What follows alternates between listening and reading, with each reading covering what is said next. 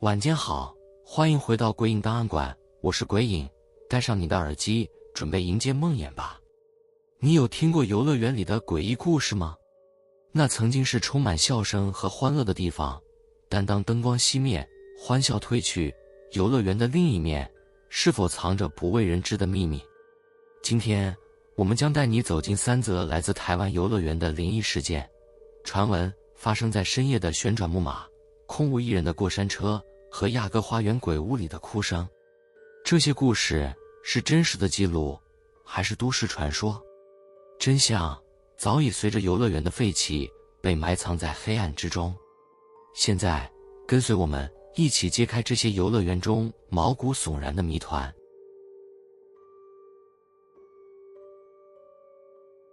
你知道碧潭幸福乐园的故事吗？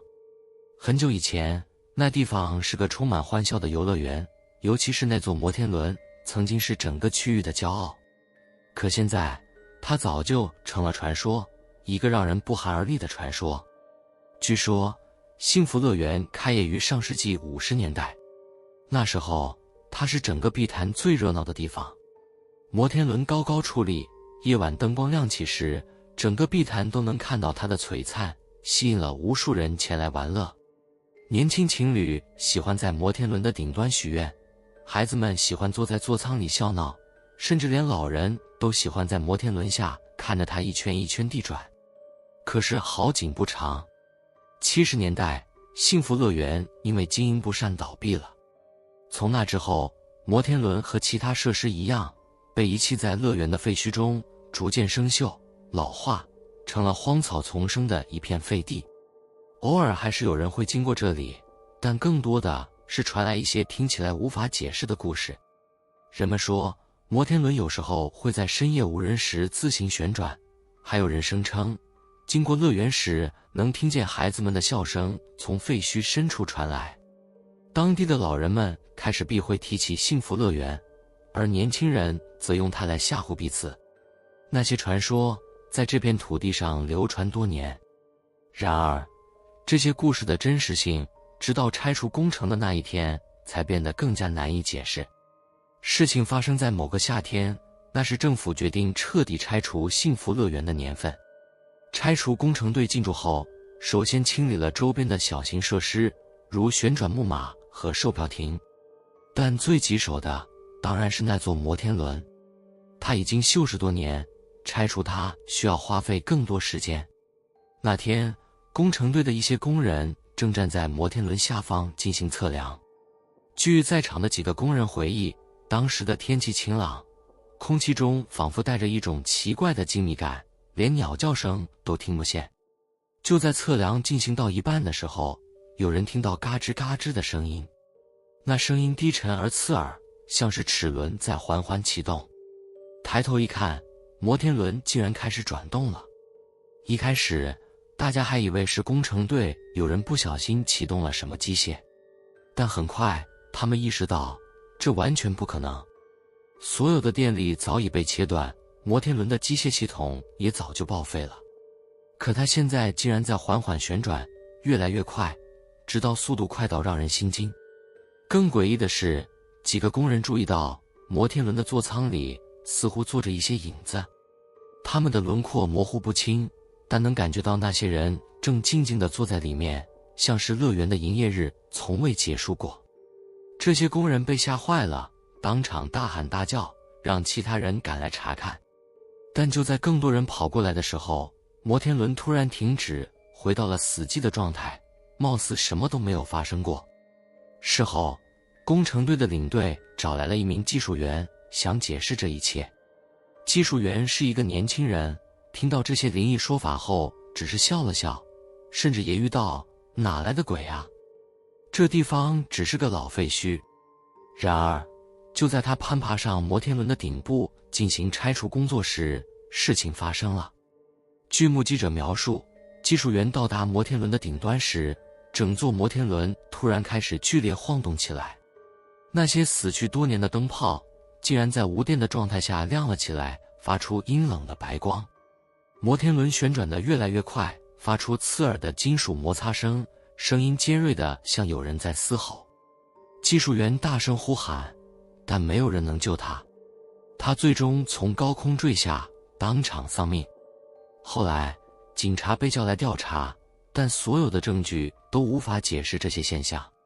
摩天轮的电力系统确实早已报废，所有的线路都断开，并无任何启动的可能。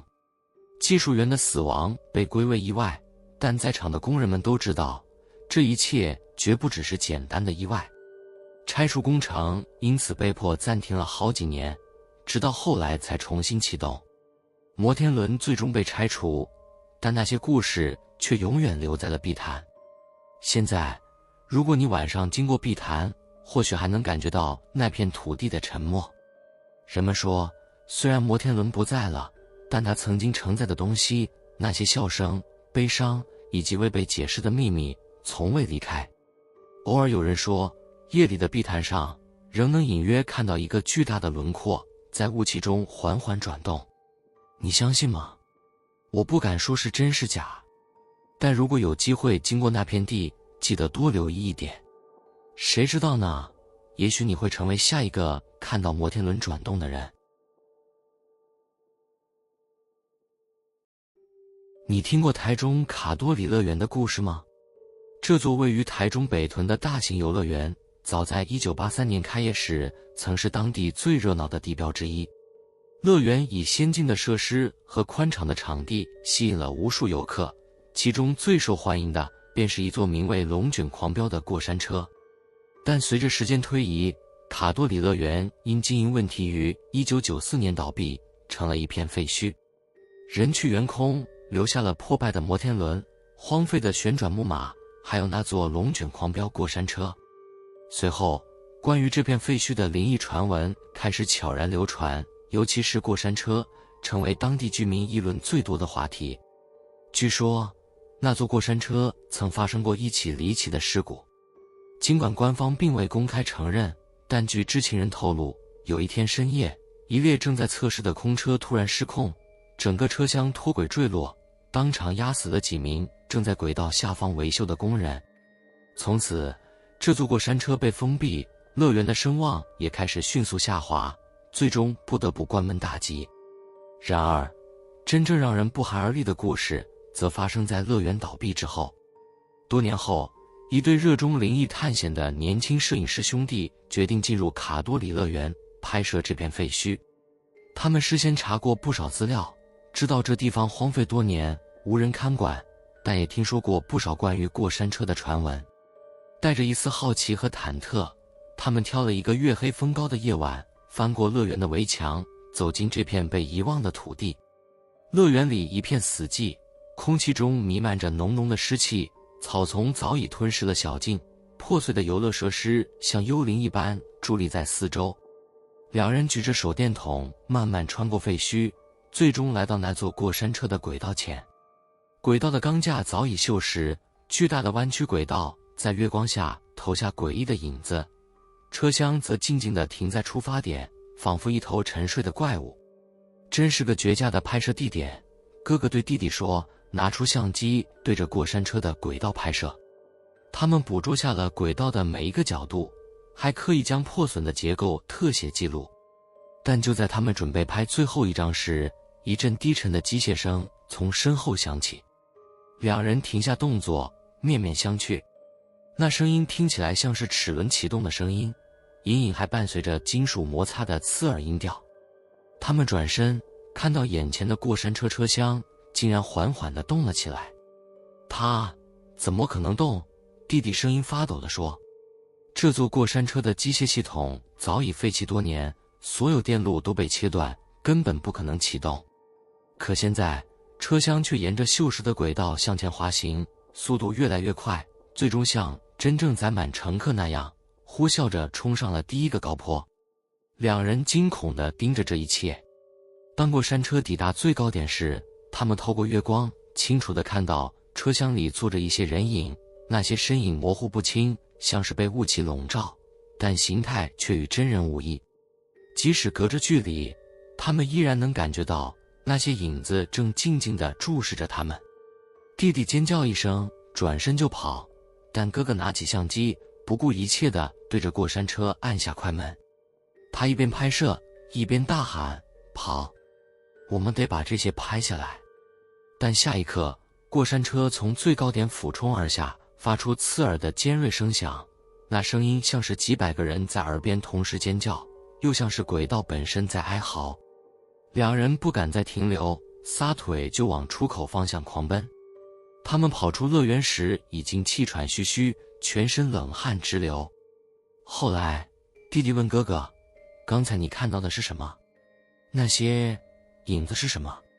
哥哥沉默了很久，低声说：“我不知道，但他们肯定不是人。”事后，哥哥将拍下的照片整理出来，却发现那些影像异常模糊，唯独有一张清晰地捕捉到过山车俯冲的瞬间，车厢里的确坐着人影，但那些影子的脸上没有五官，只有一片漆黑。这些照片后来被上传到网络，引起了极大的轰动，但也迅速被人删除，据说是因为照片的影响力太过不安。而那对兄弟从此再也不敢进入任何废墟。如今，卡多里乐园的废墟依然静静矗立在台中的山区里。偶尔有人说，他们在夜晚经过时，远远看到过山车的灯光亮起，甚至听到车厢里传来笑声和尖叫声。无人知道这些现象是否与当年的事故有关，也无人敢再探究这背后的真相。下次你经过北屯山区时，记得避开那片地，因为你永远不知道过山车上那些影子是否还在等待下一趟乘客。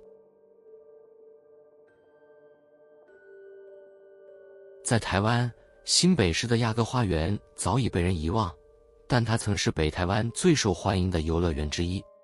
当年，无数家庭和朋友在这里留下了欢笑的回忆。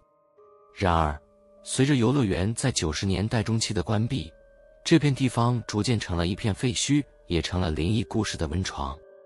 而亚哥花园的鬼屋，正是众多灵异传闻中最令人毛骨悚然的一部分。你知道吗？有不少探险者声称，鬼屋里藏着一些不为人知的东西。有一个传闻让人毛骨悚然，那些进入鬼屋的人，常常会听到一阵低沉的哭声，像是某个女人在低声啜泣。最奇怪的是，这哭声并不是随处可闻的，只有当你深入鬼屋，靠近其中一个角落时，声音才会变得清晰的像在耳边响起。今天我要告诉你的故事，便是关于一名年轻探险者的经历。他原本只是抱着好奇心进入这座废弃的鬼屋，却在那里遭遇了一场至今无法解释的恐怖经历。事情发生在某个冬天的晚上，那天冷风呼啸，天气阴沉得像随时会下雨。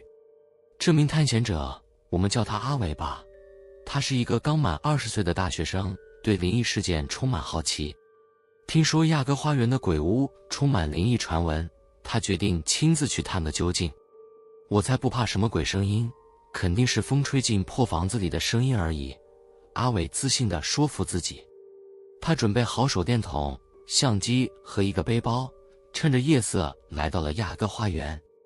他翻过围墙，踏入园区的那一刻，便感觉到一股浓浓的阴冷气息扑面而来。这种冷不像冬夜里的冷风，更像是什么东西在吸走四周的温度。园区里静得可怕，除了偶尔传来的风声，什么都听不见。阿伟用手电筒照亮四周，看到破烂的旋转木马、绊倒的摩天轮，以及那座伫立在阴影中的鬼屋。鬼屋的外墙已经斑驳，门口的雕塑和装饰物也变得扭曲不堪。阿伟深吸了一口气，推开了鬼屋的大门。门板发出刺耳的吱呀声，像是在警告他不要进去。进入鬼屋后，阿伟发现里面的空气异常冰冷，墙壁上挂着破损的假人偶，眼睛的位置空洞无神，像是直勾勾地盯着他。地板上散落着模仿血渍的颜料，已经干涸结块。他一步一步地往里走，手电筒的光柱在黑暗中显得格外孤单。一开始，鬼屋里只是静悄悄的，除了脚步声外，没有任何异常。阿伟边走边拍下照片，觉得这地方虽然有点阴森，但似乎也没什么特别的。可就在他靠近鬼屋深处的一个角落时，耳边突然传来了一阵微弱的声音，那是一种低沉的哭声，听起来像是一个女人的啜泣声，断断续续，时强时弱。阿伟愣住了，手电筒的光不小心晃到墙角，却什么也没照到。他下意识地往后退了一步，哭声却越来越清晰，像是从他的耳边响起。谁在那里？他壮着胆子大喊，但除了他的声音在空荡的鬼屋里回荡，没有任何回应。阿伟感到一股莫名的寒意从脊椎爬上脑后，他不由自主地加快脚步，想尽快离开这个地方。然而，事情并没有这么简单。他刚转过身，便觉得背后有一股冰冷的气息跟随着他，仿佛有什么东西紧紧贴在他背后。他不敢回头，只能拼命朝着鬼屋的出口跑去。就在快要接近出口时，阿伟突然感到背包一沉，像是被什么东西拉住了。他停下脚步，猛地回头，却什么也没看到。他低头检查自己的背包，发现拉链不知什么时候被打开了，里面的物品洒了一地。他记得出发前明明已经把拉链拉好，这种现象让他背脊发凉。不敢多想，阿伟连忙把东西塞回背包，然后头也不回地跑出了鬼屋。事后，阿伟将这次的经历讲给朋友听，并分享了他在鬼屋里拍的照片。当朋友们翻看照片时，却在其中一张里发现了一个诡异的细节，一个模糊的影子，隐约出现在阿伟拍摄的墙角。影子的轮廓看起来像是一个披着长发的女人，正低着头哭泣。阿伟再也不敢踏入亚哥花园，甚至连提起这段经历时都显得心有余悸。而那座鬼屋，因为阿伟的故事，又多了一层令人毛骨悚然的传闻。当地的居民说，或许那哭声来自于某个曾经在这里失去生命的灵魂，他的怨气未散，仍然停留在鬼屋的某个角落，等待着下一个闯入者。直到今天，亚哥花园的鬼屋依然静静矗立在废墟之中。有人说，如果你深夜靠近它，还是能听到那阵断断续续的哭声，像是一场无法平息的哀悼。你敢亲自去一探究竟吗？喜欢这类型的故事的话，记得点赞、订阅鬼影档案馆，开启小铃铛，才不会错过每晚间的恐怖小故事。我是鬼影，我们下次见。